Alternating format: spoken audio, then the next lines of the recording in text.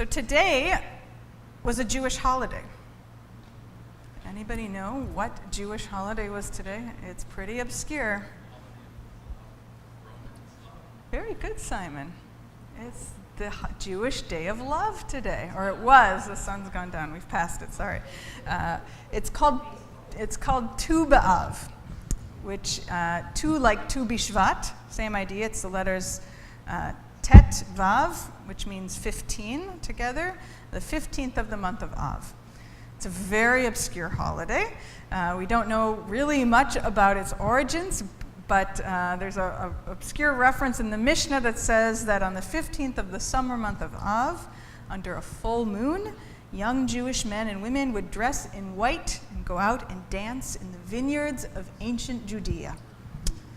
So it's very romantic, and we know that love is eternal, but love as an expression is constantly changing. There's a book that came out last summer called Modern Romance.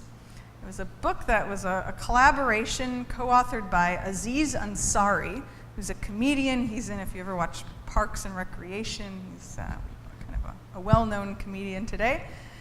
And a sociologist named Eric Kleinenberg, who's a professor at NYU. And the two of them interviewed hundreds of people in various cities all around the world to investigate how the internet and technology have affected modern love and relationships. I mean, the way in which people date today is so different than even it was 20 years ago. I would say that of the couples that I marry, whom I officiate at their weddings, easily 2/3, maybe 3/4, met online. Easy. And the two authors, Ansari and Kleinenberg, they interviewed many, many people, but the part that I thought was most interesting was when they interviewed elderly Americans in a retirement home. And they found out in this retirement home, they interviewed 36 people. Of the 36, 14 of them married someone who lived within walking distance of their childhood home. And he also brought up, there was a survey among people in Philadelphia in the 1930s that said 1 out of 12 people in this survey married someone from their same building. 1 out of 3, 33%, within a 5-block radius. Over 80-something% within the same city. And if you think about this now, nobody marries someone from the same city almost. People meet each other throughout life from different parts of the world, of the globe. The last wedding I did, the bride's family was from Beersheba and Saskatoon, and the groom's family was from Montreal and Stockholm. I mean, who could imagine that people would meet and come together like this? Ansari and Kleinenberg gave kind of terminology to this shift of what's happened. They said that what used to happen when people would marry the people who were living right next door, they called companionite marriage, meaning it was the people they hung around with, the companions they went through life with, that was the pool from which they found their mates. In contrast, today we have more of the soulmate marriage, where people find their intended ones perhaps from the far corners of the world. So why am I bringing this up now? Not only because of Tu B'Av and the holiday of love, but because of what Torah teaches us about love in this week's parashah. So we've read them already tonight, the famous words of the Shema, and it continues, Ve'ahavta et Adonai Elohecha. Ve'ahavta, you shall love Adonai, your God. It's interesting, the Torah never actually defines what does it mean to love. What does that mean? It only commands it. You must love. But it tells us how? With all our hearts, with all our souls, uvachol me'odecha. It's kind of a hard word to translate. Some people translate it as might, with all of your might or your strength. I think it means almost more like your very being, with your essence. We are to love God with our intellect, with our emotions, with every fiber of our being.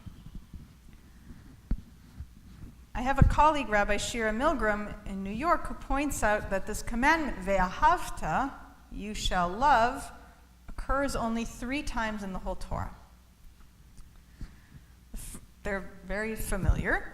From Leviticus, you shall love your neighbor as yourself. Also from Leviticus, you shall love the stranger as yourself. And then here, you shall love Adonai, your God. And she mentions this principle in the Torah that there's nothing, we say, ein mukdam ve'ein meuchar b'Torah. There's nothing early or late in the Torah we don't have to see it sequentially.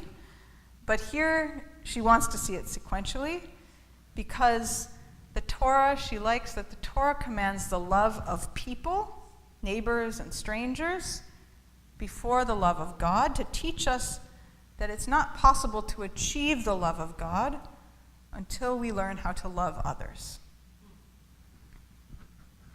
So if we go back to this book that I mentioned, Modern Romance, and the recognition that we have moved in some ways from a society built upon the companionite marriage to the soulmate marriage, what about our relationships or our relationship with Judaism? Is your Judaism a companionite marriage or a soulmate marriage? What do I mean by that? Is it companionite in the sense that it's just what's there? It's kind of easy to do.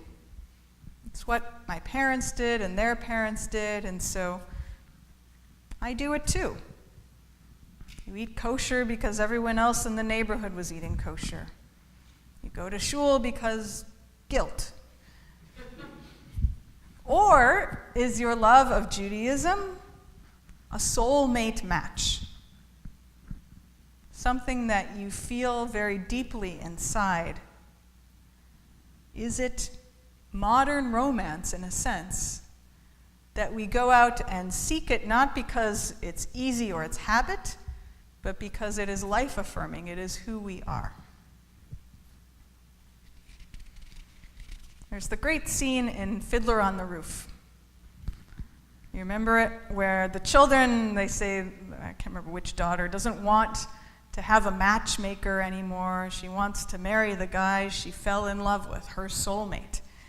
And Tevye and Golda have the famous scene, and Tevye turns and says, "Golda, do you love me?" We started to see that spark then. We moved from the shadchan, from the matchmaker, to finding the match, the person who fulfilled our very being. And that requires more of us. I think in truth it is a more authentic illustration of what Torah requires of us. To love our God with all our soul. As a Jewish people, I think we might find a more spiritually meaningful Judaism if we allow ourselves to be in that soulful relationship.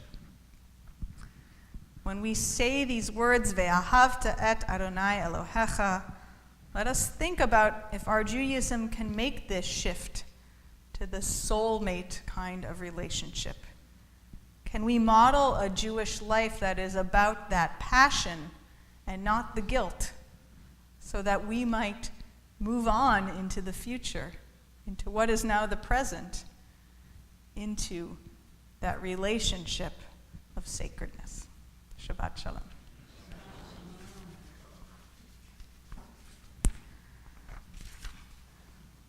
We will conclude our service. If you would, to please turn to page 586.